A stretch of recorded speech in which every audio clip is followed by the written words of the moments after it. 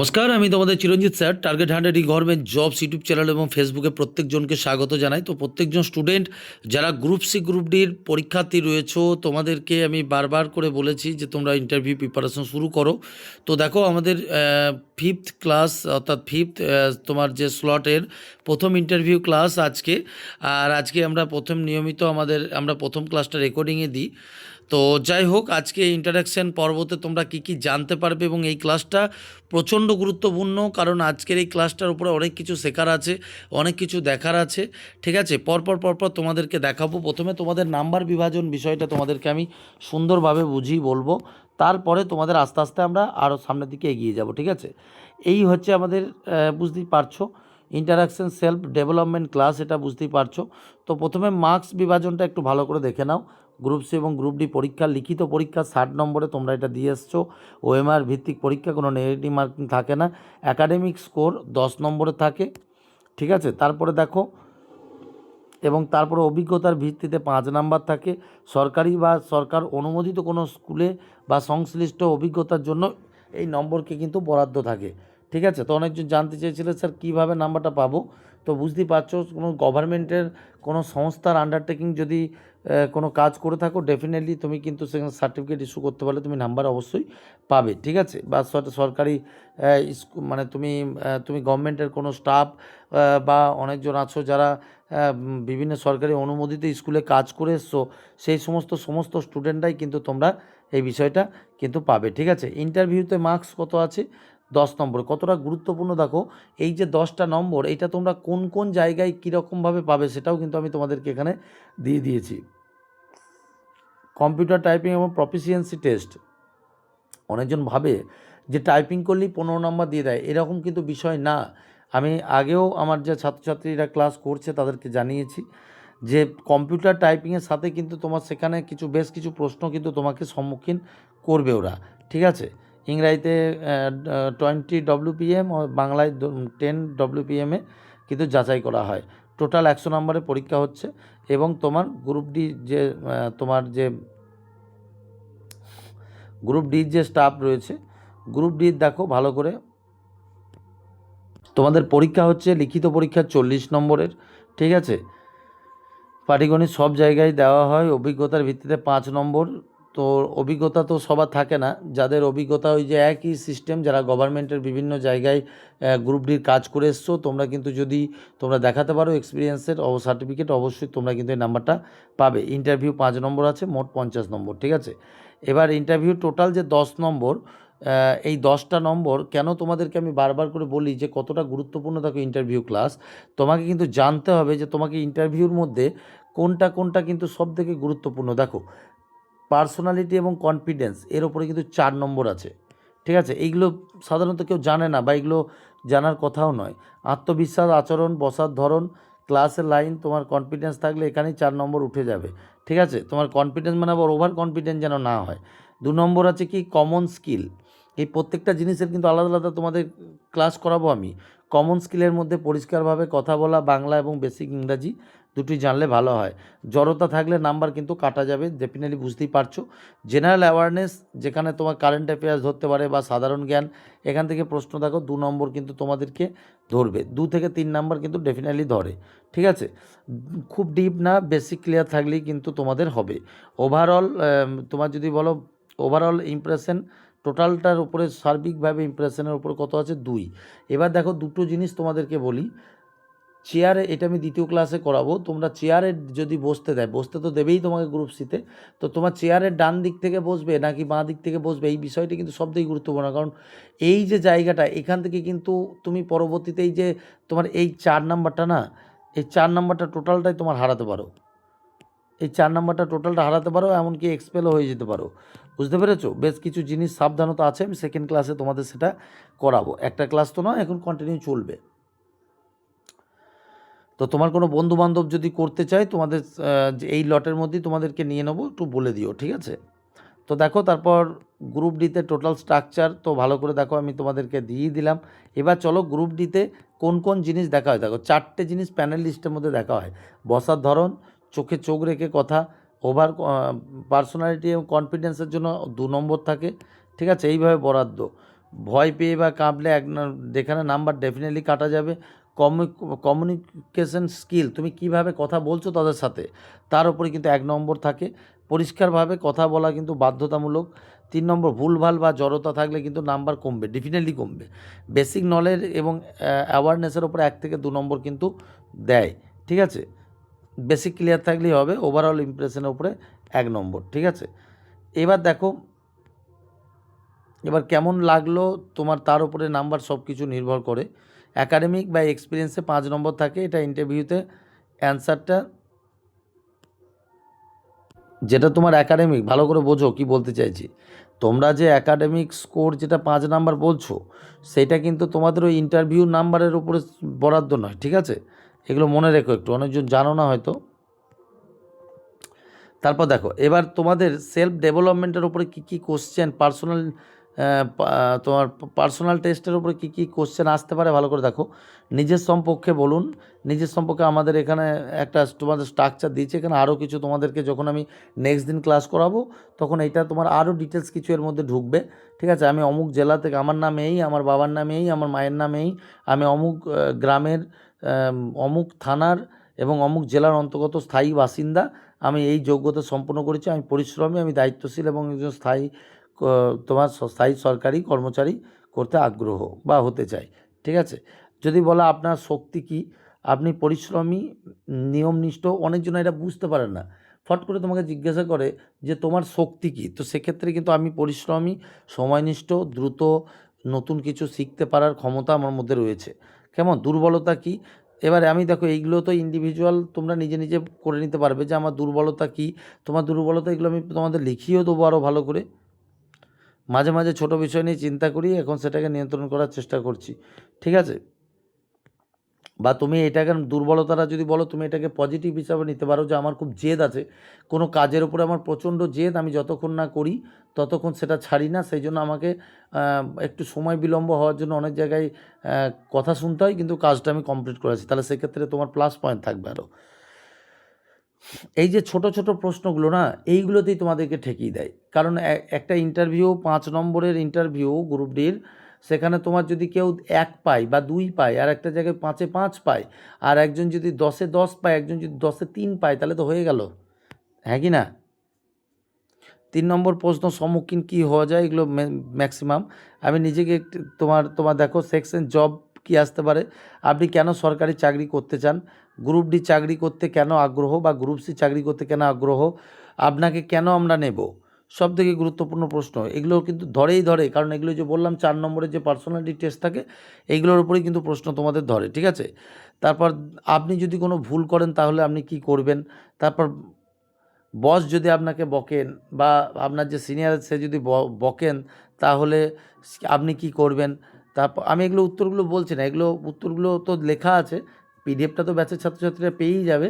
Plus কারণ দেখো, তোমাকে মাথায় রাখতে হবে যে তোমার ইন্টারভিউ কিন্তু মাত্র 3 মিনিট কি 4 মিনিটের হবে, কি ম্যাক্সিমাম 5 মিনিট, তো 5 মিনিটের মধ্যে কিন্তু তোমাকে সমস্ত উত্তরটা এখানে করে আসতে হবে, ঠিক আছে। তারপর শান্তিভাবে কথা বলে সমস্যা সমাধান করার চেষ্টা করব। চাপের মধ্যে কাজ করতে পারেন, তোমাকে জিজ্ঞাসা করবে, হ্যাঁ আমি শান্তভাবে ধাপে ধাপে কাজ করতে পারি। শৃঙ্খলা কাকে বলে, এটা কিন্তু তোমাকে জিজ্ঞাসা করতে পারে। এই খুব কিছুদিন আগে একটা পরীক্ষাতে পড়েছিল, জিজ্ঞাসা করেছিল ডাব্লিউপির, যে তুমি তো বলছো তুমি শৃঙ্খল পরায়ণ, তো তুমি বলো তো শৃঙ্খল কাকে বলে, ঠিক আছে। তারপর দেখো দায়িত্ব, তোমার মধ্যে যে দায়িত্বশীল আছে সেটার কিন্তু প্রমাণ হিসাবে তোমাকে চাইতে পারে কিছু। টিম ওয়ার্ক, এটা কিন্তু সবথেকে গুরুত্বপূর্ণ, তুমি কিন্তু বারবার করেই বলছি, ওখানে গিয়ে কিন্তু এই কথাটা উল্লেখ করবে যে আমি টিম ওয়ার্ক করতে ভালোবাসি, ঠিক আছে। আপনার পরিবারের সম্পর্কে বলুন, ঠিক আছে। আপনার শিক্ষাগত যোগ্যতা কী, আপনার শখ কী। তারপর দেখো, আপনি যে কোনো জায়গায় কাজ করতে, আপনি কি যে কোনো জায়গায় কাজ করতে রাজি, এগুলোও দেখবে কোশ্চেনে ধরে। আপনি অফিসে কী কাজ করবেন, তোমাকে দেখো এইগুলো কিন্তু তোমাদের কিন্তু বেসিক কোশ্চেন। এরপরে একাডেমিক কোশ্চেন তোমাদের কি পরীক্ষায় আসতে পারে, কি কোয়ালিফিকেশানের উপরে কী ধরতে পারে, তোমাকে আরও প্রত্যেকটা জিনিস আমি ডিটেলসে লেখাবো ওখানে। এবং যেটা লেখাবো তার মধ্যেই তুমি 5-এ 5 এবং ইন্টারভিউতে 10-এ 10 অন্ততপক্ষে তোমার করার মতো আমি তোমাকে তৈরি করে নেবো, কোনো অসুবিধা নাই, ঠিক আছে। এগুলো তো তোমাদের প্রথম ক্লাস বলে তোমাদেরকে আমি জাস্ট এগুলো দিচ্ছি, যেন পিডিএফটা তোমাদেরকে দিয়ে দেবো। এবার দেখো, ছেলেদের বা মেয়েদের ইন্টারভিউ ড্রেসের কোড কীরকম হবে, সব থেকে গুরুত্বপূর্ণ একটা জায়গা। ভিভিআই। আমি লাস্টের দিকে ড্রেসগুলোকে ইনক্লুড করেছি, কিন্তু তোমরা এখন প্রথম থেকে দেখে নাও। হালকা রঙের ফর্মাল ড্রেস, ডার্ক প্যান্ট পরবে, ব্ল্যাক অথবা নেভি ব্লু পরবে, ব্ল্যাক ব্রাউন ফর্মাল শ্যুজ পরলেই হবে। ফর্মাল শ্যুজ, কিন্তু কোনো রকমভাবে কিন্তু স্পোর্টস শ্যু পরা যাবে না। রিপিট এগেন, স্পোর্টস শ্যু বা হাওয়াই জুতো এগুলো কিন্তু পরা যাবে না।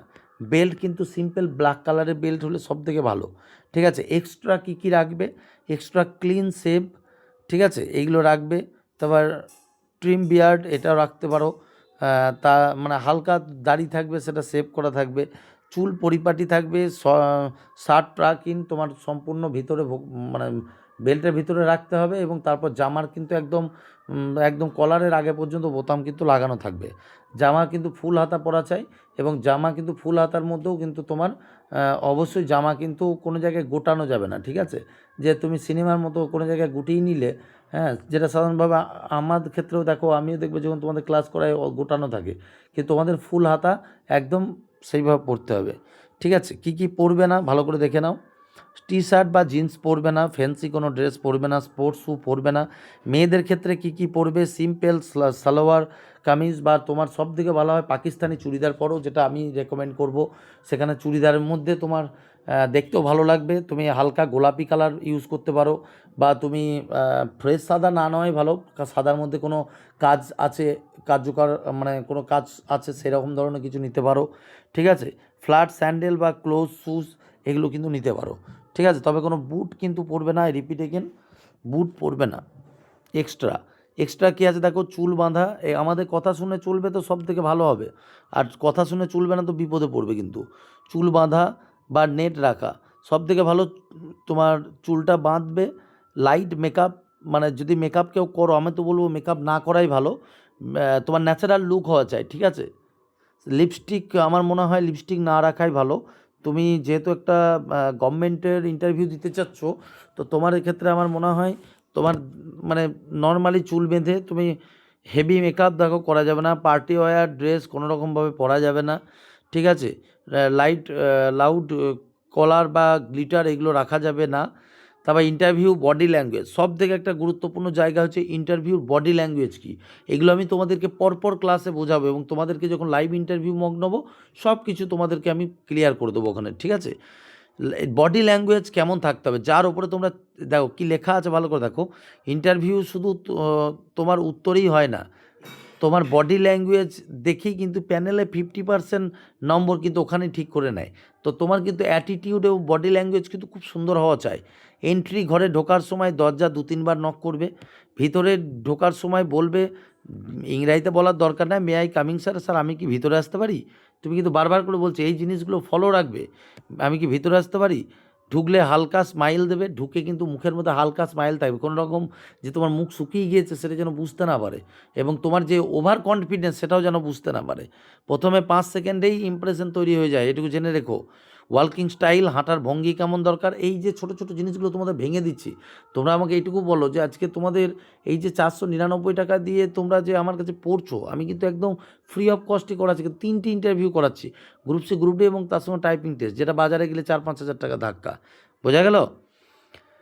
ওয়াকিং স্টাইল, ধীরে ধীরে স্টেপভাবে হাঁটবেন, তাড়াহুড়ো করবেন না। দৌড়ে ঢোকা, মাথা নিচু করা এগুলো করবে না, ঠিক আছে। সিটিং, বসার ভঙ্গি কী আছে, সোজাভাবে বসবেন। আমি বসার ভঙ্গিটা তোমাদের ছবি দিয়ে দিয়েছি, একটু দেখে নেবে। পিঠ সোজা থাকবে, কোনোভাবে পিঠ যে ওনাদের যে চেয়ার আছে সেই চেয়ারের কোনো রকমভাবে যেন হেলানে যেন না থাকে, তোমার পিঠ যেন কোনোভাবে না থাকে। হাঁটুর উপরে হাত থাকবে বসার আগে। স্যার আমি কি বসতে পারি, মে আই সিট, এখানে ইংরাজিতে দেওয়া আছে, কারণ অনেক ছাত্রছাত্রী আছে যারা ইংরাজি ভার্সনেও তো দিতে চায়, ওই জন্য মে আই সিট ও স্যার আমি কি বসতে পারি এটা দেবে, ঠিক আছে। যতই ওনারা বলুক যে বসো, তার আগে তুমি আর একবার জিজ্ঞাসা করো, স্যার আমি কি বসতে পারি। আই কন্ট্যাক্ট, চোখের ব্যবহার কেমন করবে, প্রশ্ন করলে প্যানেলের দিকে তাকে উত্তর দিন।